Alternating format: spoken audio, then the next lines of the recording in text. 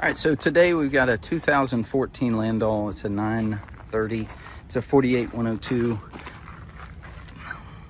A clean trailer.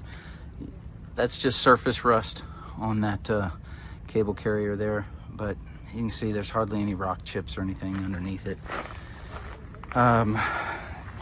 It does have a remote receiver and sender for this trailer.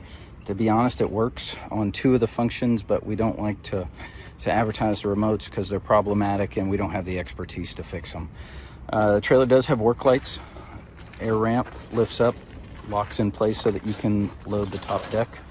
It does have air scales, which are in a box. These seem to operate, but I don't want to over promise and under deliver on that. It's got flip out lights. Again, I always think those are junk. One more thing to break.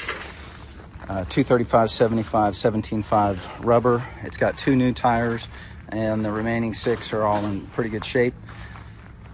Tail seems to be in good shape. The knife edge is extremely clean.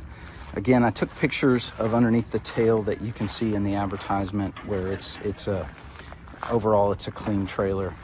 It used to have the air system that would keep the tires inflated. They've since removed that. It's got slide out steps on both driver and passenger side.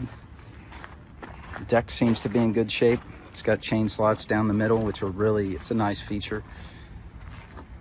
Only has controls on the driver's side.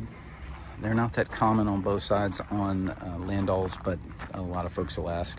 It's got the big winch, and other than that, kind of your stereotypical Landoll.